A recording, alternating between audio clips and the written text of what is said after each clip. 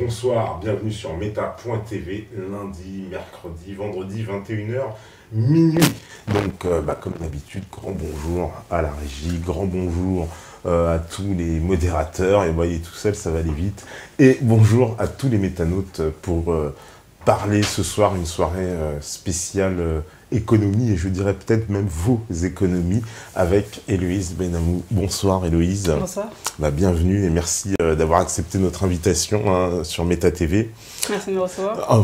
C'est un grand plaisir parce que Héloïse, le public vous connaît encore peu, mais on vous a vu sur certains médias déjà, et vous êtes l'auteur d'un livre qui s'appelle Kleptocratie française, donc qui...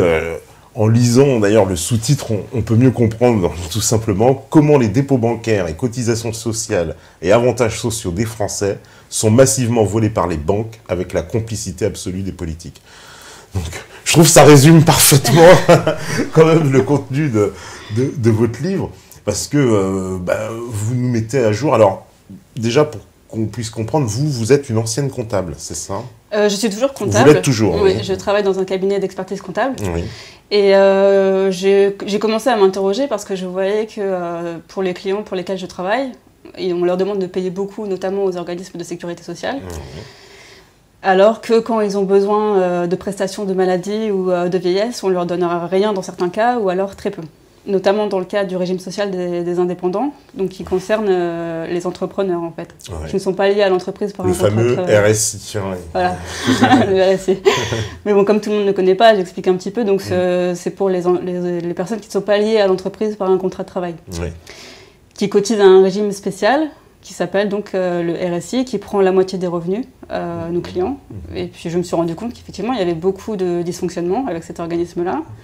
Et j'ai commencé à m'interroger, et puis quand je me suis rendu compte qu'ils avaient perdu beaucoup d'argent sur les marchés financiers suite à la crise de 2008, je me suis interrogée sur le rôle que jouent les banques et le système financier dans l'économie, notamment via la sécurité sociale finalement, le circuit fiscal, et puis toute l'influence que les banques et le système financier a sur les institutions de la République et la marche de la démocratie. De la démocratie, non mais c'est très important, parce que vous montrez les mailles de ce système qui, finalement, toutes nos finances sont... Il y a un banquier derrière presque chacun des aspects financiers. Tous les péages, il y a la banque, oui. Ouais. Donc en fait, j'explique dans un premier temps comment est organisé le système, et en particulier l'appareil bancaire et financier. Ouais.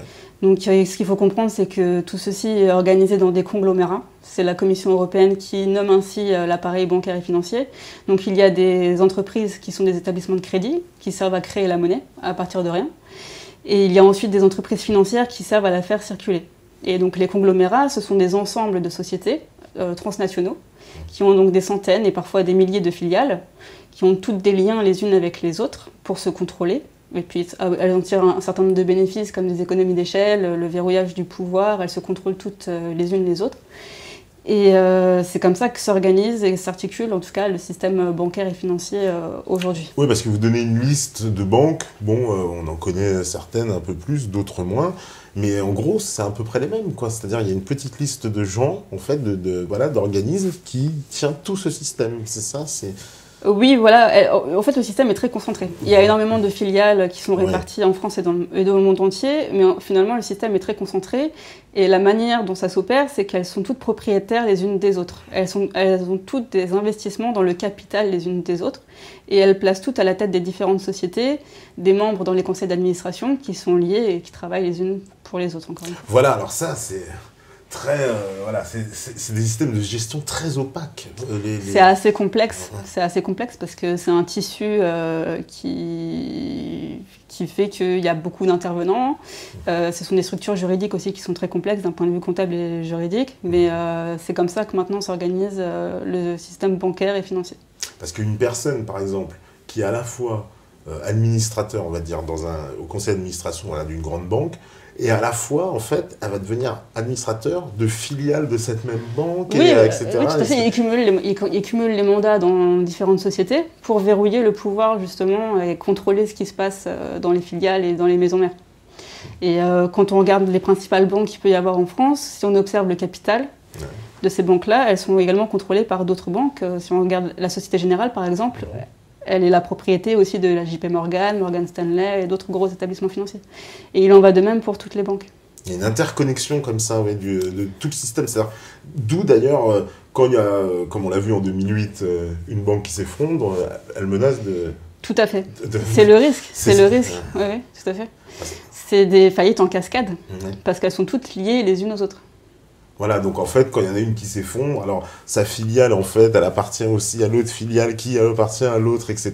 Et tout, une espèce comment dire, de jeu de cartes, mais où tout est interconnecté, quoi. Oui. Et alors ce système, parce que pour que les gens comprennent bien, il y a eu, parce que vous retracez, en plus c'est très intéressant, l'histoire de la Banque de France aussi, une histoire très peu connue finalement de cette banque. La Banque de France, oui. Ouais. C'est un aspect, parce que bon, on connaît vaguement la Banque de France, bon, on nous dit créer... Bon, alors, les plus conspis vous disent, oui, c'est Rothschild, etc. Mais en fait, d'ailleurs, il n'y a même pas Rothschild, j'ai pas vu dans les listes de départ. Non, oui. Mais cette banque-là, elle a eu une influence considérable, parce que c'est elle qui va... qui va, comment dire, avoir ce droit régalien en fait d'émettre la monnaie, mais c'est une banque privée. Oui. C'est pas du tout une banque d'État en fait. Oui. Sa création, c'était également, c'est un peu le même processus qu'on retrouve à chaque fois, c'est qu'au départ, donc suite à la crise financière ou la Révolution française comme on veut, qui a eu en 1789, on a créé ensuite la Banque de France, et c'est ce qui a permis notamment à Napoléon d'arriver au pouvoir. Et c'était également donc, des industriels et des banquiers d'affaires à l'époque, donc je les nomme dans le livre, comme Perrier, Mallet, d'autres, qui ont créé cette banque-là et qui contrôlaient déjà les finances de l'État. Donc ensuite, il y a de nouveau eu des crises parce qu'ils ne respectaient pas le processus pour créer la monnaie qui était indexée sur l'or. Il y a encore eu de nouvelles crises et puis ça a continué comme ça. Aujourd'hui, c'est un peu différent parce que la Banque de France est publique. Elle n'est plus privée comme c'était le cas à l'époque. Cependant, elle n'a plus vraiment de pouvoir. On lui a capturé en fait ses prérogatives et aujourd'hui ce sont les banques privées qui créent de l'argent, donc les banques commerciales, à partir de rien. Et pour ce qui est de la politique qui est décidée, tout a été confisqué par les instances de l'Union européenne à partir de 1992. Et maintenant, tout se décide de manière décentralisée dans les institutions comme la Banque Centrale Européenne, par exemple. La Banque Centrale Européenne. Mais la Banque Centrale Européenne, elle fonctionne donc quoi, comme une banque privée aussi? Elle est complètement... C'est pareil, c'est opaque. Elle est publique, elle est publique en droit, mais en tout cas, elle a l'air d'être dirigée pour des intérêts privés. Quand on voit qui dirige la Banque Centrale Européenne, c'est dans des intérêts privés. Donc il faut faire la part des choses entre les deux. Mais oui, de toute façon, on a bien vu avec les différentes crises qu'il y a pu avoir que les politiques qui sont menées maintenant par la Banque Centrale Européenne servent simplement à servir les banques. Oui. On l'a vu avec la Grèce, toutes les crises qu'il y a pu avoir, à Chypre, etc. Donc tout ça montre que ça va pour des intérêts privés. Parce que, alors, en plus, dans votre livre aussi, vous revenez sur l'affaire Kerviel, alors quelque chose qui est hautement symbolique, parce que, bon, voilà, Jérôme Kerviel, tout le monde a entendu parler, la Société Générale, voilà, un trader qui aurait fait des pertes colossales, mais sans l'aval, visiblement, de son entreprise. Or que vous nous démontrez que c'est pas possible, que c'est même carrément impossible que Jérôme Kerviel n'ait pas pu informer sa direction et que, visiblement, c'est un système, en fait, que Jérôme Kerviel ne peut pas porter tout seul, en fait. C'est ça, quoi. C'est pas possible. Alors, dans le cadre de l'affaire Kerviel, j'ai exploité cette affaire-là parce que c'est un cas d'école. Il n'y a pas d'autres affaires comme l'affaire Kerviel, en tout cas en France. Et comme j'ai trouvé ça assez grotesque, la manière dont ça avait été présenté par les médias, je me suis intéressée à savoir comment ça fonctionnait et ça m'a permis aussi, en quelque sorte, de décortiquer la manière dont les conglomérats étaient organisés et puis de le présenter dans le livre.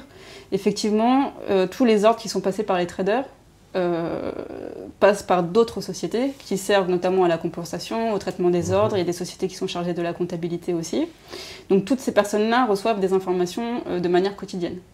Et quand j'ai lu la décision qui avait été rendue par la Cour d'appel de Paris, je me suis rendu compte qu'il avait été dit que effectivement toutes ces sociétés-là échappaient au contrôle. Donc assez naïvement, j'ai regardé les bilans, les statuts de ces sociétés-là et on voit qu'elles sont obligées d'effectuer des contrôles quotidiens, qu'elles doivent se soumettre à des règlements, à des procédures, que les personnes qui étaient chargées de diriger ces sociétés-là étaient complètement absentes de la procédure et qu'on nous a fait croire que la Société Générale, c'était une seule société dans laquelle tout se passait, et les traders jouaient, en tout cas Jérôme Kerviel aurait perdu l'argent de la Société Générale. Donc c'est assez étonnant de voir qu'il n'y a aucun client de la Société Générale qui n'a poursuivi. Il n'y a pas non plus d'actionnaires. Enfin, les actionnaires ont été écartés, en tout cas assez rapidement. Et on a accablé le salarié. Et la justice a systématiquement refusé une expertise indépendante des pertes qu'il y avait eu à la Société Générale. Ce qui est très suspect. Et puis, d'autre part, il y a des dirigeants dans les sociétés, comme la société qui était chargée du traitement des ordres qui était passée par Jérôme Kerviel. Donc, pour rappel, il y a quand même eu 5 milliards d'euros de pertes. Était dirigée, donc quand Jérôme Kerviel a commencé ses opérations le 2 janvier 2008, la société qui était chargée de la compensation des traitements a été transformée. Et elle appartenait à ce moment-là à 50% au Crédit Agricole et à 50% à la Société Générale. Et il y a le conseil d'administration qui a été changé, et Frédéric Oudéa, qui est ensuite devenu le PDG de la Société Générale, était à l'époque au conseil d'administration, et également membre du cabinet du comité d'audit et des comptes. Donc j'ai trouvé ça assez surprenant que dans ces filiales-là qui ne respectent pas les procédures, ils soient propulsés ensuite à la présidence de la banque. Donc c'est toute cette organisation-là que je mets en avant dans le livre pour comprendre comment ça s'articule et puis les problèmes qu'il peut y avoir, que la justice est complètement dépassée par la délinquance financière et qui est à l'origine des crises économiques que subit la France notamment. Oui, parce que en fait la crise économique, elle intervient à cause de gestion catastrophique, parce qu'en fait on voit c'est eux qui vident littéralement les ressources des pays, quoi. Il peut pas y avoir de ressort, puisque tout l'argent, en fait, c'est comme une espèce d'aimant qui attirerait un peu tous les revenus comme ça à soi. C'est ça. Et à l'origine, les crises, on les présente comme des phénomènes cycliques inévitables, mais ce sont des fraudes. Il y a le commissaire divisionnaire de la police nationale qui s'appelle Jean-François Guéraud qui a fait un gros travail dessus. Il reprend les crises qu'il y a pu avoir depuis les années 80 et qu'à chaque fois, à l'origine, ce sont des fraudes. Oui, c'est marrant parce qu'il dit justement une crise, c'est un braquage qu'on ne peut pas cacher. En fait, on appelle ça une crise, un braquage à grande échelle. Oui, tout à fait. Il y a des complicités multiples entre différents agents, que ce soit les personnes qui travaillent dans les banques, des cabinets d'audit qui certifient des comptes qui sont faux, des agences de notation qui donnent des notes parce qu'elles sont payées pour ça, et puis des gouvernements qui sont très cléments, et une justice qui est dépassée.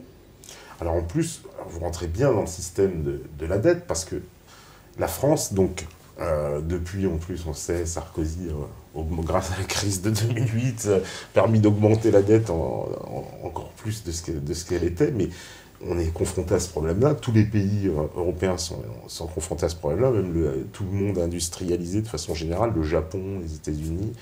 Mais ça paraît presque insoluble, puisque ce sont des gens donc, qui nous prêtent de l'argent indéfiniment et qu'on doit rembourser indéfiniment, en fait. Mais ça ne va jamais s'arrêter, en fait. Eux, ils n'ont pas intérêt à ce que ça s'arrête, en tout cas. Si j'étais banquier, je me dirais, il faut que les États continuent à emprunter. Évidemment, oui. Et puis la dette, c'est un peu comme une bombe à retardement qu'on place à l'intérieur des États jusqu'à ce que finalement il y ait une grave crise sociale, économique, suivie souvent d'une guerre civile. Et après, on remet tout à plat. Mais ce qui se passe en attendant, c'est vrai que ce sont des milliards d'euros qui sont payés d'intérêts aux banques. Donc j'explique que c'est le cas pour la dette fiscale, mais également pour la dette sociale, qui est soumise également à la finance internationale. Alors, chose qu'on sait très peu, c'est pour ça, on me permet d'insister là-dessus. Alors, la CSG, le RDS, parce que ça, ce sont c'est un petit trigramme comme ça qu'on voit à peu près partout dès qu'il y a de l'argent quelque part, on nous prend donc cette CSG, CRDS. Alors c'est des noms jolis qui sont en plus, quand vous décrit l'acronyme, c'est remboursement de la dette sociale et contribution sociale généralisée. Quelque chose de très positif, on dit on rembourse la dette sociale. Mais en fait, c'est pas vraiment ça, on rembourse. C'est plus compliqué que ça, en fait. Alors en fait, elles ont été mises en place progressivement, parce qu'en 1996, Alain Juppé, avec le plan Juppé, a créé ce qu'on appelle la CADES. La CADES, ça veut dire la Caisse d'amortissement de la dette sociale. Donc pour absorber les dettes du régime général des salariés, auxquelles les salariés cotisent pour leur sécurité sociale, absorber les déficits, on a créé ce qu'on appelle une caisse d'amortissement, la caisse d'amortissement de la dette sociale, qui se finance sur les marchés financiers. C'est incroyable. Avec des taux qui sont indexés sur le Libor et le Ribor, qui sont manipulés par les banques qui sont chargées des transactions. Donc, elle se finance d'une part comme ça, et d'autre part, donc il y a une partie de la CSG et de la CRDS qui sont affectées à la CADES. Et sur à peu près 70, donc depuis 1996, sur à peu près 74 milliards d'euros qui ont été versés à la CADES, il y a 30 milliards d'euros qui ont servi à payer les intérêts. Et le reste seulement pour amortir. Et puis finalement, ce qui s'est passé, c'est que quand la CADES a été créée, il y a eu un emprunt de 24 milliards d'euros qui avait été mis en place. Mais comme justement, on est rentré dans cette dynamique infernale que vous expliquez tout à l'heure, on va arriver en 2018 à 260 milliards d'euros de dette. De dette. Voilà. Donc et c'est le trou de la sécurité sociale. Le fameux trou de la sécurité sociale. Voilà. En fait, le trou de la sécurité sociale, il est en train de se creuser, mais l'argent part quelque part. Parce quand on parle du trou de la sécu, on a l'impression qu'il il est avalé. Ça sert il y a une grande partie qui sert à financer des investisseurs étrangers, et donc ce qui conduit finalement à un assèchement de la masse monétaire, en tout cas en France, et ce qui est absolument contre l'idée même de la sécurité sociale, qui est de réduire les inégalités. Parce que tout cet argent-là s'en va. Parce que ça veut dire donc on a des organismes de sécurité sociale qui empruntent, c'est ça en plus, donc sur les marchés financiers. Oui, c'est le cas aussi du RSI. Et puis pour le régime général des salariés, il y a une autre caisse qui s'appelle l'ACOS, qui elle doit faire des placements pour la trésorerie du régime sur des variations intra-annuelles, mais même dans ce cas-là. Donc l'ACOS emprunte notamment, par exemple, en partie sur un marché qui se trouve à Londres pour placer des euro commercial paper. Et les placements se font dans des devises étrangères. Très peu se font en euros. Et en fait, les banques, encore une fois, qui sont chargées des transactions, manipulent les devises. Quoi. Donc tout ça se fait même pendant la crise financière. Elles étaient encore en train de manipuler les taux. Donc ça porte préjudice, effectivement, aux Français, oui. Oui, parce que là, c'est pour ça qu'on a un système social qui est en crise complet, puisqu'on nous annonce à chaque fois le trou de la sécu, on nous annonce qu'il y aurait même des caisses de retraite qui seraient en faillite. On n'en parle pas trop, mais c'est déjà arrivé aux États-Unis, c'est arrivé dans d'autres pays. C'est pas un fantasme, c'est réel. Oui, et puis ce qui se passe actuellement, c'est que là, il y a un petit peu, on souffle un petit peu parce qu'on est passé à des taux négatifs. Donc finalement, pour les institutionnels, c'est une bonne chose, mais là, les taux vont remonter. Dans tous les mutuelles, les assurances, etc. On sait très bien que les taux vont remonter, ça va être une catastrophe.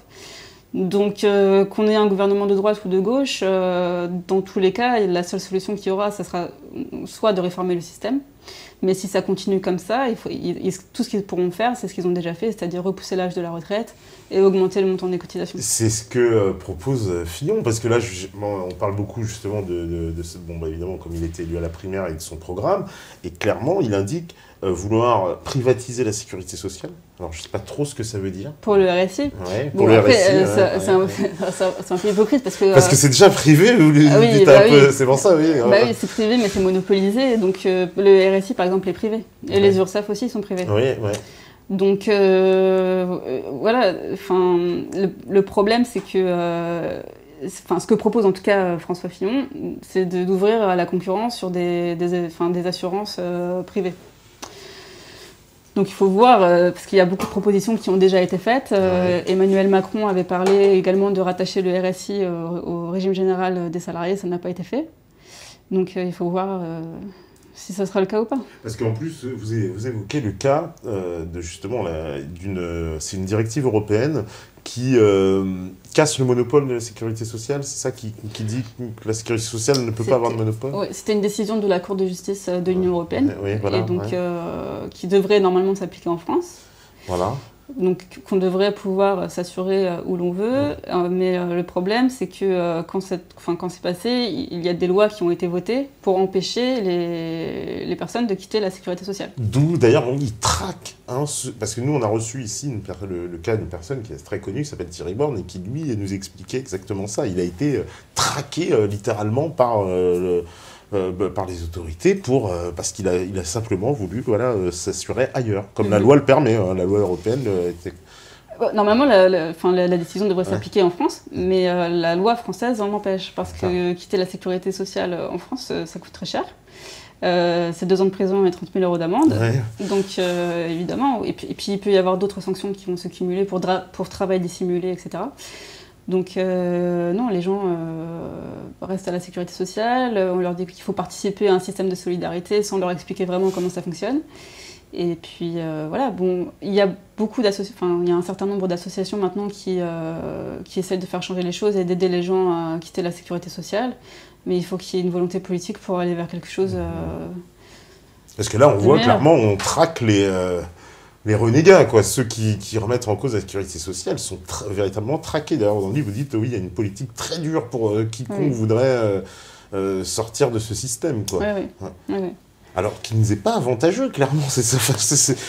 Non, là, pour le coup, non. Et puis, il est en faillite. Il survit par l'emprunt qui se fait sur les marchés financiers. La Cour des comptes est très critique sur la situation et du RSI et du régime général. Alors, les comptes non certifiés, en plus, du RSI, vous expliquez que il n'y a pas un commissaire aux comptes qui a voulu mettre ça. Non, il y a des cabinets qui font du commissaire aux comptes, le cabinet KPMG et Mazars, qui ont été mandatés pour certifier les comptes. Mais ils refusent de certifier. Depuis la création du régime, ils ont refusé de certifier. Et en 2014, il y a eu, donc ce qui est tout à fait anormal, c'est très grave. On n'a jamais vu ça, normalement l'entreprise aurait dû être liquidée. Mais ça n'a pas été le cas. Et il y a une volonté politique de maintenir en vie le régime social des indépendants, alors qu'il est privé et qu'il monopolise le marché. Et le RSI prend la moitié des revenus des indépendants. Oui, parce que le RSI reçoit des critiques. Moi-même, j'ai reçu beaucoup de mails de gens qui m'ont dit le RSI, c'est un scandale, parce qu'ils font des appels de cotisation qui équivalent quasiment à l'ensemble du revenu de la personne. Enfin, on ne comprend rien au barème, on ne sait pas ce qu'on doit payer, rien n'est établi apparemment, rien n'est vraiment clair pour les gens. Il n'y a personne qui s'en sort dans le RSI apparemment. Ça paraît... Parce qu'ils ont une manière de calculer les cotisations qui est basée sur des exercices d'activité antérieure, et puis ensuite ils font des régularisations. Donc dans la gestion des entreprises, c'est difficile à supporter. Oui. Et puis pour anticiper les paiements, etc. Donc oui, il y a beaucoup de problèmes avec le RSI. Et puis maintenant, ce qu'on observe aussi, c'est qu'ils font des saisies directement sur les comptes bancaires. Et puis voilà, ils demandent à ce que soient payés des montants sans justificatif. Sans justificatif, parce que visiblement, c'est ça, j'ai vu beaucoup de gens qui se plaignent de cette gestion du RSI. Ils disent, ils reçoivent en gros, voilà, vous devez payer ça, et il n'y a aucune explication, il n'y a rien. Ils ne savent pas à quoi ça correspond, en fait. Oui.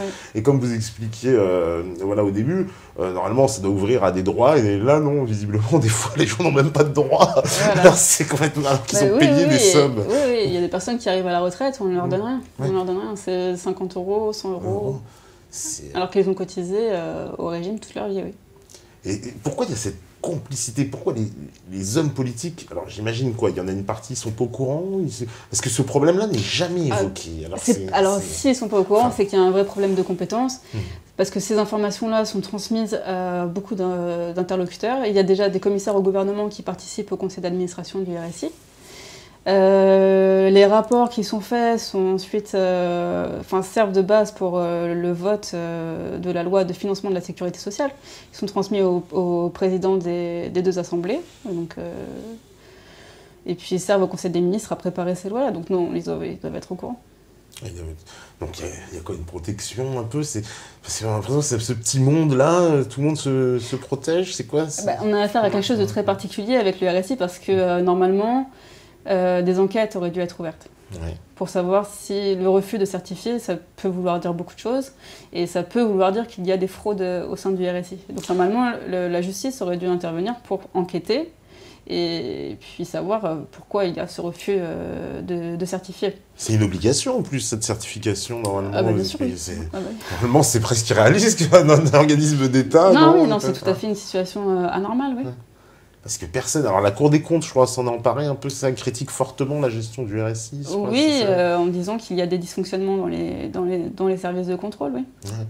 les personnes, alors, voilà, bon, voilà, c'est la solution de Fillon, lui dit on va privatiser. C'est de façon quoi, c'est un peu... Fillon était aussi au gouvernement quand, quand les comptes n'étaient pas certifiés pendant 5 ans, donc peut-être qu'il n'est pas au courant, on va savoir. Bah, visiblement, en privatisant comme ça permettrait peut-être de mettre à la trappe. Ce qu'ils vont faire, c'est que s'il fait ce qu'il envisage, c'est qu'il ouvrira à des caisses d'assurance privées, notamment à l'étranger, la protection sociale pour les indépendants. Ouais, indépendants. Donc ce que réclament en plus beaucoup d'indépendants, puisque visiblement... Ce que réclament beaucoup d'indépendants. Ce serait moins cher aujourd'hui, puisqu'il y aurait des propositions, souvent les assureurs, qui proposent des taux très inférieurs justement à ces appels de cotisation. Le montant des cotisations est beaucoup plus faible et la prise en charge est bien meilleure. Et bien meilleure, donc c'est un paradoxe. Ouais. Parce que là, c'est vraiment ce système... Moi, j'étais quand même vraiment stupéfait d'apprendre qu'on avait donc tous nos organismes en fait de sécurité sociale, des retraites, qui empruntent en fait sur les marchés, donc qui s'endettent, et finalement on demande ensuite au peuple de rembourser cette dette, mais on lui explique pas finalement que l'essentiel de cet argent ne correspond pas en fait à des prestations sociales proprement dites, mais correspond en fait à du crédit, de l'intérêt en fait, de l'intérêt bancaire. Oui, il y a une partie qui va à la redistribution, parce qu'on est quand même sur un système par répartition. Ouais. C'est pour ça aussi que le système est très fragile, c'est qu'on est sur un système par répartition, donc il n'y a pas de capitalisation. Ce sont les actifs qui permettent de financer les retraites et les prestations de maladie, etc. au même moment. Donc le système est très fragile à ce niveau-là. Mais oui, donc il y a une partie qui va pour la répartition, mais une grande partie qui va pour le remboursement d'intérêts, de dettes. Et en plus de ça, c'est formalisé qu'on n'a pas le droit de savoir à qui est-ce qu'on rembourse ces voilà, oui, ça c'est... Que ce soit pour la dette fiscale ou pour la dette sociale. C'est-à-dire que quand en fait la France doit de l'argent à quelqu'un, en fait, on ne sait pas à qui on doit de l'argent, c'est ça. Voilà. On doit, c'est tout. Et puis, par exemple, dans le cas de la caisse d'amortissement de la dette sociale, il n'y a absolument aucun contrôle dessus, ni par des commissaires aux comptes, ni par la Cour des comptes. D'accord. Donc, il peut y avoir beaucoup de choses aussi dedans. Parce que ça veut dire qu'en plus, ces organismes-là, dans le cas, par exemple, de ce qu'on a connu en 2008, donc ils achètent aussi des produits financiers pourris qui sont... Ah ben, bien sûr, oui. Donc ils étaient aussi contaminés visiblement par les fameuses dettes pourries le RFI a perdu beaucoup d'argent suite à la crise des subprimes et puis le régime général aussi. Hein. Ouais. Oui, vous évoquez aussi, c'est un peu comme cette affaire Dexia où c'était ce qu'ils vendaient, c'est ça, aux collectivités, aux mairies. Oui. Parce qu'on n'ose pas imaginer quand même que nos mairies investissent dans ce genre de choses. On n'arrive pas à le croire. Il va falloir. C'est complètement, parce que ça paraît complètement hasardeux comme investissement. Quand on se dit, l'État je sais pas, normalement on se dit, une espèce de sagesse, on va pas faire de l'économie casino, mais on se rend compte pas du tout. Tout le monde est contaminé, tout le monde joue à cette économie casino. Ouais. Parce qu'ils pensent quoi, c'est l'appât du gain un peu, ils disent oui, on va récupérer. Évidemment, de toute façon, à partir du moment où il y a des intérêts financiers, il y a des enjeux derrière très importants. Et puis, il y a la sauvegarde aussi du système bancaire et financier. Ouais. Et puis, les agences de notation donnent des bonnes notes à la France, dans le cas par exemple de la CADES, parce que la CADES, c'est simplement de la dette. Ouais. Donc, la situation est très grave. Mais ils donnent des bonnes notes parce qu'ils savent très bien qu'en France, les pouvoirs publics vont continuer d'augmenter les cotisations et que les gens vont payer. Donc ils savent qu'il y a toujours de l'argent qui va alimenter la dynamique de la solidarité sociale et qu'ils ont très peur que les gens quittent la sécurité sociale. Parce que cet argent-là, ensuite, partirait vers d'autres il partira ailleurs, du coup. D'accord, ouais. Donc c'est pour ça que... Donc, déjà que le système social est très fragile actuellement. Je pense que quand ils vont rehausser les taux prochainement avec la politique de la Banque Centrale Européenne, ça sera totalement désastreux. Et ils font ce qu'ils peuvent, en tout cas pour l'instant, pour sauvegarder le système. On verra si François Fillon ouvre à la concurrence, mais la marge de manœuvre est très faible. Ouais, alors en plus la Banque Centrale Européenne, alors des fois il lui arrive aussi de sortir de ses prérogatives parce que quoi, elle a acheté de la dette publique, on l'a vu, acheter de la dette des États, ce qui est interdit en plus par les traités européens normalement. Oui, la Banque Centrale Européenne elle fait beaucoup de choses maintenant. Donc il y a ça, là ce qui se passe c'est qu'elle est en train de capturer tout l'argent qu'il peut y avoir dans les banques commerciales, notamment sur les comptes des épargnants. Il faut savoir aussi que suite à la crise de 2008 et de 2010, il y a à peu près 1300 milliards de garanties qui ont été données aux banques pour rassurer les investisseurs. Et que là, on se prépare à nouveau à des faillites bancaires en cascade et la Banque Centrale Européenne est en train d'absorber les liquidités avec ces taux négatifs. parce qu'aujourd'hui, les banques commerciales ont presque l'obligation de déposer l'argent auprès de la Banque centrale européenne. Et on commence à observer qu'il y a certains établissements financiers, bancaires et financiers qui sont proches de la faillite. Comme la Deutsche Bank, par exemple. Comme la Deutsche Bank, qu'on avait évoqué ici avec Pierre Jovanovic, justement, et qui est une situation catastrophique. Mais visiblement, nos établissements ne seraient pas mieux. Les autres, même Société Générale, Crédit Agricole, enfin, toutes nos grandes banques. Elles ont toutes les mêmes pratiques commerciales. Et puis, encore une fois, elles sont toutes liées les unes aux autres. Donc s'il y en a une qui fait faillite, ça aura des répercussions sur les autres aussi, parce qu'elles sont liées par capitalisation. Ouais. Ah oui, voilà. Alors, avec les fameux, en plus, il y a les fameux CDS aussi, une espèce d'assurance sur le crédit, c'est ça qu'on peut... On en avait beaucoup parlé aussi avec Pierre, mais pour résumer, c'est un peu ça, un CDS. Hein, c'est une assurance pour assurer un risque. Voilà. Et oui, par exemple, la banque Goldman Sachs avait, après avoir participé à falsifier les comptes de l'État grec, ce qui n'est pas rien, parce qu'ils avaient accordé des prêts en se gageant sur des recettes futures, enfin, les comptes étaient bidons. Et en même temps, donc, sachant que la situation de la Grèce était catastrophique, ils spéculaient, donc avec ce type de produit, sur la faillite de l'État, qui est arrivée bien sûr. Donc évidemment, ils ont gagné de l'argent. Ils ont gagné beaucoup d'argent. Voilà. Donc oui, on assiste à tous ces phénomènes-là maintenant. Ouais. Puis en plus, après, on a des anciens de Goldman Sachs qui viennent se mettre politiquement en plus. Voilà. Et après, on va dire au peuple grec qu'on va devoir allonger la durée du travail, augmenter vendre tous les bijoux de famille, tout ce qui nous reste. On va vendre des îles, on va vendre ça. Donc oui, voilà. Ça va être pareil en France bientôt, si ça continue comme ça. Ouais. Avec la fameuse loi en France aussi qu'ils ont passée, sur laquelle on peut aller piocher sur les comptes de dépôt direct des... Oui, ça va dans ce sens-là, oui. Ça va dans ce sens-là. Ouais. Ce qui s'était passé à Chypre, on avait vu ça, ils avaient fait un gros braquage comme ça, et on pourrait envisager la même chose en France, parce que visiblement la loi est passée en France, ils ont passé une loi dans ce sens-là. Alors c'était une directive européenne, et les directives sont d'application directe en droit interne. Donc les directives qui sont prises au sein de l'Union européenne sont d'application directe pour les pays membres. Donc oui.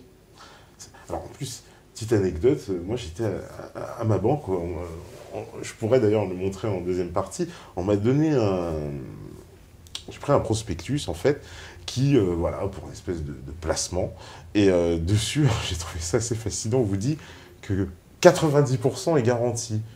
C'est-à-dire qu'en fait, vous placez votre argent, et on vous dit, au bout de 5 ans, on garantit 90%. Alors, on garantit même pas les 100%. Je peux perdre au bout de 5 ans. Et pourtant, on dit que c'est un placement. Et ils ont le droit de faire ça en plus. Parce que c'est dans la banque, on le propose à tout le monde. Ça, leur nouveau produit. Alors, c'est marrant parce qu'il est basé sur... il s'appelle COP quelque chose, COP 50. C'est basé sur les nouvelles énergies. Oui. Oui, il y avait un papier aujourd'hui dans le journal qui disait que des personnes avaient investi dans des métaux précieux.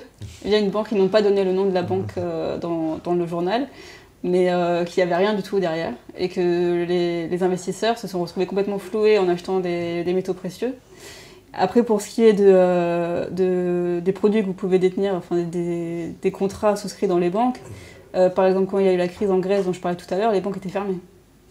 Donc la garantie, elle est très mince, quoi. Il y avait des gens qui s'immolaient devant la banque parce qu'ils ne pouvaient pas accéder à leur agence et récupérer leur argent. Oui, parce que c'est des produits d'assurance vie souvent. Les produits d'assurance vie ne sont pas couverts, c'est ça, par les garanties? Comment ça se passe? Parce que ça, c'est le produit phare. Apparemment, les banques essaient de nous fournir les assurances vie. L'assurance vie, donc pour revenir aussi à l'affaire des conglomérats, c'est que si vous souscrivez un produit d'assurance vie au sein de votre agence bancaire, votre argent, il va dans une filiale. Et il est géré dans une filiale. Ils font des placements avec. Donc voilà, c'est quand il y a une crise ensuite, comme on a pu le voir, si l'argent est perdu, soit la banque va faire va faire en sorte de récupérer de l'argent autrement pour pouvoir vous rembourser. Mais sinon, quand il y a une faillite bancaire, il n'y a pas beaucoup de garanties. Il n'y a pas beaucoup de garanties. Le fameux fonds des garanties, je crois que c'est à hauteur de... Sur les dépôts, oui. Oui, sur les dépôts, 70 000, 100 000 euros, je crois. Moi, j'ai des réserves par rapport à ça, parce que ce qu'on observe... ce qu'on observe, c'est que quand la banque fait faillite, on n'avait même pas accès à l'intérieur de l'agence. Ouais, ça veut dire qu'on l'a jamais utilisé en plus ce système pour le moment, donc on ne sait pas comment ça pourrait... Non, pas encore, non. Oui, parce qu'effectivement, si la banque ferme, mes agences ferment, comment je fais pour récupérer mon argent? C'est vrai, ça paraît...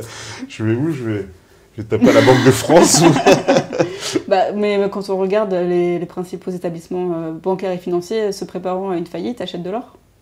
Ils achètent de l'or. Et aussi, ce qu'il faut comprendre, c'est que il y a très peu maintenant de masse monétaire en circulation. Et l'essentiel correspond en fait à des écritures comptables dans des systèmes d'information. Ce qu'on appelle de la monnaie de banque centrale qui s'opère entre les différentes banques, uniquement par des chambres de compensation. Alors, juste pour expliquer une chambre de compensation, parce que tout le monde ne comprend pas... La chambre de compensation, c'est une société qui intervient pour stocker des ordres. Alors, pour donner un exemple simple, c'est que si, par exemple, on se fait un virement, et qu'il y a des millions de personnes qui vont faire un virement aujourd'hui, entre différentes banques, si vous êtes à Société Générale et moi chez BNP Paribas, la chambre de compensation intervient comme intermédiaire. Elle stocke les millions d'ordres et elle fait une seule opération par jour. C'est à ça que sert la chambre de compensation. Et donc, toute cette monnaie est totalement virtuelle. Tous les flux ont été dématérialisés. Et c'est ensuite une société qui s'appelle Swift qui oui, très importante alors cette société. Fait les transferts. C'est donc une société américaine, donc c'est un monopole. Non, c'est pas une société américaine. Elle se trouve en Belgique, mais elle est exploitée par les Américains depuis 2008. Ils ont commencé à 2008 à espionner la société de manière illégale. Ça s'est su. Ils ont essayé de faire passer un premier accord au Parlement qui avait été rejeté et 2 ans après, il a été approuvé. Donc les États-Unis observent l'activité des sociétés et des banques en Europe via le réseau SWIFT. Le réseau SWIFT qui normalement devait être neutre, mais on a vu qu'ils s'en sont servis dans plusieurs affaires. Ça permet de couper les robinets d'un pays. Exactement, ouais. Ils s'en sont servis avec l'Iran. Avec l'Iran, Ils ont déconnecté l'Iran. Et l'Angleterre avait proposé, suite à la crise ukrainienne, que la Russie soit déconnectée également. Ce qui est terrible pour un pays, parce que ça veut dire que d'un coup, il n'a plus accès au réseau bancaire, en fait. Il ne peut plus faire de transactions, etc. C'est quand même un gros moyen de pression politique, quoi. Oui, mais la monnaie est une arme de guerre diplomatique. La monnaie, il ne faut pas sous-estimer son importance. Oui, parce que c'est des choses qui sont un peu évoquées, même évidemment, tout ça, ça finit à Wall Street, parce qu'il y a quand même derrière l'image, peut-être un peu caricatural, mais c'est quand même ces grands banquiers-là qui, quelque part, réussissent le tour de force à capter toutes les ressources en fait, des pays, et des États surtout. Parce que c'est ça qui rapporte le plus, en fait, ce sont ces ressources-là. Bien sûr, parce que les montants sont considérables. Considérables, voilà. Oui, parce que quand c'est l'État français qui emprunte, on est dans des milliards et des milliards tout de suite. Donc ça veut dire, pour comprendre le système de la dette, l'État, parce que c'est quelque chose qu'on a expliqué plusieurs fois, mais pour que les gens comprennent bien, l'État français, il émet donc des dettes, il ne peut pas savoir qui achète sa dette, c'est ça, c'est interdit, on n'a pas le droit de... Alors l'État, quand l'État émet de la dette, donc l'État a un besoin de financement, il va émettre une proposition, il y a des soumissionnaires qui sont des banques, qu'on appelle les spécialistes en valeur du trésor, qui l'achètent pour financer l'État, et ensuite c'est revendu sur les marchés financiers. Et ces soumissionnaires, là, une liste précise, c'est un peu... Oui, ils appellent... Oui, c'est toujours les mêmes, je les nomme dans le livre. C'est beaucoup des banques étrangères. Il y a aussi un groupement qui a été formé, qui s'appelle le Groupement pour le démembrement des valeurs du Trésor, et qui compte une vingtaine de banques, qui sont, on va dire, associées dans une société, qui se trouve à Paris, et qui sont chargées ensuite de découper, on va dire, la dette, et de la revendre donc, sur les marchés financiers. C'est comme ça que ça s'organise. Et puis l'ensemble de l'impôt sur le revenu sert à rembourser les intérêts. Sert à rembourser les intérêts. Donc ça, c'est ponctionné direct dans le portefeuille de tous ceux qui nous regardent et ça va dans la poche des banques. Oui, c'est formalisé qu'on n'a pas le droit de savoir à qui on rembourse cet argent-là. Alors, on n'a aucune info, donc tous ceux qui nous disent on sait qui détient la dette française, c'est faux, on ne sait rien en fait de qui détient vraiment cette dette. Officiellement, on n'a pas le droit de savoir. Après, il y a certainement des personnes qui le savent, mais non. Il n'y a pas d'information sur ça. Il n'y a pas d'information. Ça voudrait dire presque demain, s'il y avait un nouveau gouvernement qui dirait moi, cette dette, vu que je ne sais même pas à qui je la dois, je la refuse de la rembourser. Il pourrait se baser là-dessus en disant vu que je ne sais pas à qui je dois l'argent. Moi, je pense qu'il faut qu'il y ait impérativement un audit de la dette parce que là, c'est pas le fait de rajouter 3 ans de plus de travail ou d'augmenter d'1 point ou 2 points les cotisations qui va permettre de sauver le système. Il faut le réformer. Pour le réformer, il faut savoir effectivement si la dette est légitime ou non et ce qu'il y a dedans, parce que ça peut être beaucoup de choses. Et oui, voilà, il faut qu'il y ait un audit de la dette, savoir ce qu'il y a dedans. Oui. Parce que alors il y avait aussi, j'avais noté un organisme, donc ministère de l'économie, c'est l'AFT, je crois. L'Agence France Trésor. L'Agence France Trésor. Qui s'occupe de la gestion de la dette. Donc ils s'occupent de la gestion de la dette et eux, c'est quoi, ils font des appels, c'est ça, ils font Oui, parce que la dette se vend aux enchères. Ouais, la dette se vend aux enchères et donc il y a, comme j'ai dit, des soumissionnaires qui font des offres au Trésor via la Banque de France. Et les soumissionnaires, ce sont donc les spécialistes en valeur du Trésor. Donc la Deutsche Bank, JP Morgan, Morgan Stanley, Goldman Sachs, Société Générale, Crédit Agricole, BNP Paribas et d'autres que je nomme dans le livre, UBS, HSBC. Et donc ils font des propositions et ensuite, selon l'offre la plus intéressante pour le Trésor, la dette est vendue de cette manière-là. Donc ils ont un pouvoir considérable, donc cette agence aussi. Enfin, parce que c'est un peu mêlé, j'ai l'impression. Oui, c'est pour ça que j'explique que les banques aujourd'hui contrôlent totalement la politique, les politiques publiques en France, oui. Oui, parce que voilà, ils sont, autant dire, c'est presque une armée de banquiers, quoi, qui seraient en train de nous contrôler au ministère. Enfin, moi, ça m'a donné cette impression-là, quoi, d'avoir tout aux mains des banquiers, mais de façon opaque, pour pas c'est pas très clair, quoi, c'est pas très affiché, quoi. C'est vrai que si on ne s'intéresse pas au sujet, on a très peu d'informations. Et puis, donc, les spécialistes en valeur du Trésor, ce sont également les banques qui sont chargées de la sécurité sociale. Oui. Ouais. Donc, c'est eux qui nous vendent et à la fois qui nous gèrent, quoi. Enfin, qui font... Oui. Et donc, pour revenir à l'affaire de la Société Générale, ce dont je me suis rendu compte, c'est que donc on nous dit que le salarié Jérôme Kerviel travaillait pour la Banque de financement et d'investissement. Donc, les activités de la Banque de financement et d'investissement sont compartimentées dans de nombreuses sociétés. Et que leur activité, c'est notamment de gérer l'argent de caisses de retraite, d'institutionnels, de l'État, de collectivités locales. Et que donc on nous empêche d'avoir une expertise des pertes, et que quand il y a une crise qui arrive, il propage la crise au sein du groupe, et qu'on ne peut pas savoir, même quand il y a un problème comme ça qui est porté devant la justice, l'enquête est très curieuse, quoi. On ne peut pas savoir, ils ne veulent pas qu'on sache. Donc c'est l'impression que j'ai eue, en tout cas, en lisant l'arrêt de la Cour d'appel qui avait été rendu dans cette affaire-là. Oui, parce qu'en plus, vous soulevez le fait que n'ayant pas connaissance ni des clients, rien n'était établi, en fait, que ce fut vraiment la Société Générale qui eût été vraiment l'employeur de Kerviel, qu'en fait, c'est pas clair du tout, cette affaire. Pourtant, elle s'est portée partie civile, je crois bien, ou c'est ça, la Société Générale, en fait. En fait, on a considéré que Jérôme Kerviel travaillait pour la Société Générale. Ce qu'il faut quand même savoir, parce que c'est important, c'est que dans les conglomérats comme ça, donc les groupements de sociétés, l'essentiel, effectivement, des salariés le sont pour le compte, donc on va rester sur le cas de la Société Générale, mais qu'ils font ce qu'on appelle de la mise à disposition du personnel. Donc le contrat est souscrit, est conclu entre la Société Générale et le salarié, mais ensuite il est mis à disposition dans les filiales. Et ce qui le prouve, c'est qu'il y a ce qu'on appelle le rapport spécial des commissaires aux comptes qui indique que la Société Générale pratique ça, qu'il y a très peu de salariés dans les filiales et que l'essentiel est mis à disposition par la Société Générale. Donc ça rend la chose assez complexe, mais pour savoir, il faut qu'il y ait des enquêtes. Oui, parce qu'ils ont tout verrouillé, cette affaire de... Clairement, Kerviel, on lui a fait porter le chapeau. On a l'impression qu'il y a une espèce d'omerta politico-judiciaire, financière. En fait, tout ce petit monde-là, c'est bien arrangé. Personne... voilà, il y a un bon coupable qu'on a mis en place publique, mais... Oui, bon, après, il reconnaît qu'il a dépassé les mandats qui lui avaient été donnés. Après, oui, c'est très curieux.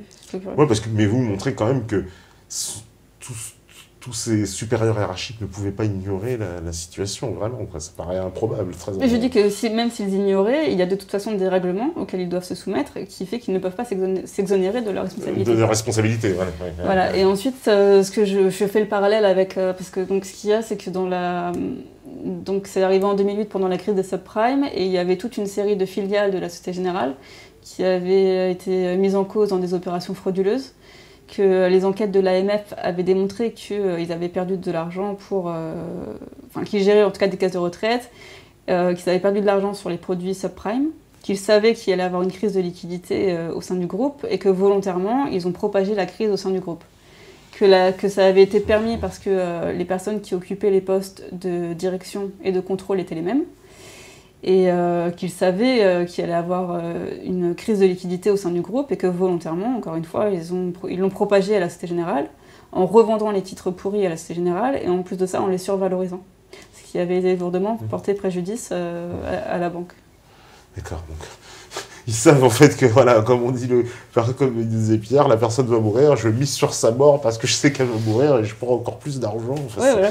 C'est d'un cynisme, enfin, voilà. En lisant le livre, c'est ça, on voit le cynisme de ces gens-là. Et il n'y a eu aucune poursuite pénale, par contre, dans le cadre de ces sociétés-là. On ne cherche pas à savoir, quoi. On veut jamais savoir. On a l'impression que personne ne veut jamais aller gratter ce qu'il y a derrière, quoi. Bah oui, parce que révéler qu'une banque comme la Société Générale spécule avec de l'argent de sécurité sociale ou d'État et perd de l'argent sur des opérations frauduleuses, oui. Ça va être difficile. Ça va être difficile à avaler, non, mais moi j'étais abasourdi d'apprendre ça, de voir un peu cette économie casino encore.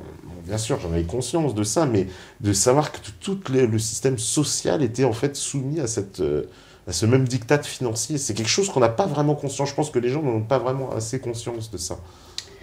Bah, c'est possible, c'est pour ça que j'ai écrit le livre.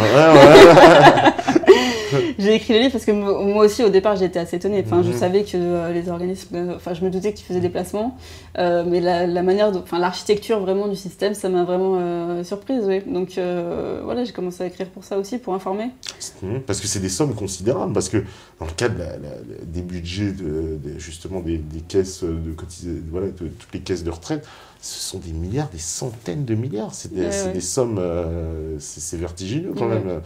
Donc, ce qui veut dire que cet argent-là, il est capté en partie par donc des financiers obscurs voilà, dans des salles qui nous vendent des produits dont on comprend pas... Enfin, oui, bah, je vous dis, il y a une partie, dans le cadre du régime général, il y a une partie de déplacement fait par la COS. Il y a eu des périodes où la COS empruntait, par exemple, pour donner un ordre d'idée, jusqu'à 20 milliards d'euros par jour. Par jour? Par jour, oui. Et oui, les déplacements se font notamment à Londres. Et sur des marchés qui sont manipulés par les banques. Le fameux marché donc du Libor et du Ribor, Libor, ça a fait beaucoup de scandales, ces marchés-là, parce que c'est vrai qu'on a beaucoup entendu parler dans la presse. C'est des marchés indexés sur les matières premières, c'est ça, Non, ce sont des taux. Alors, c'est comme pour les devises, par exemple. Souvent, ce sont un cartel de banques. Ouais. Donc, peut être 4 ou 8 banques qui se mettent d'accord pour décider d'un taux. Et qui sert de référence. C'est comme ça que souvent les banques manipulent les taux.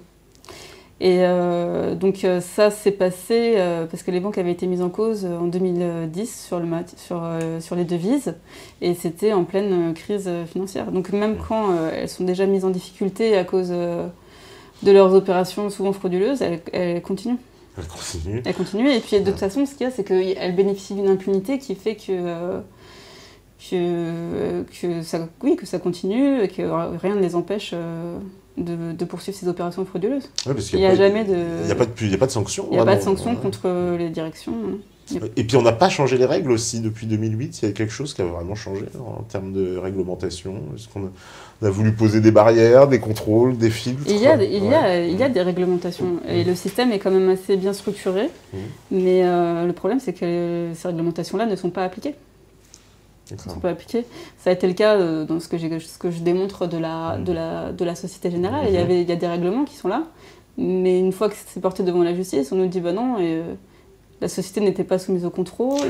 Oui, voilà, c'est ça. Les dirigeants n'étaient pas au courant, mais c'est pas grave. Donc voilà, on a affaire à ça. Ouais, parce que c'est ça qu'on est assez étonné de voir la justice qui dit ah bah non, ceux-là on les contrôle pas, alors qu'en fait ils ont un rôle capital. C'est ceux qui donnaient les ordres, ceux qui... On a l'impression que même les organismes qui étaient chargés de contrôler leur dire bah, vous n'avez pas contrôlé, c'est pas grave. Oui, parce que par exemple, ce qu'il faut comprendre aussi, c'est que les banques aussi ont des comptes bancaires, et que les comptes des banques se trouvent à la Banque de France. Donc la Banque de France fait des contrôles, et les sociétés doivent aussi envoyer les ordres qu'elles passent à la Banque de France. Donc dans toute cette organisation-là, il y a des responsabilités qui sont mises en place, et qu'il font qu'on ne peut pas permettre qu'ils soient exonérés de leur responsabilité. Ouais.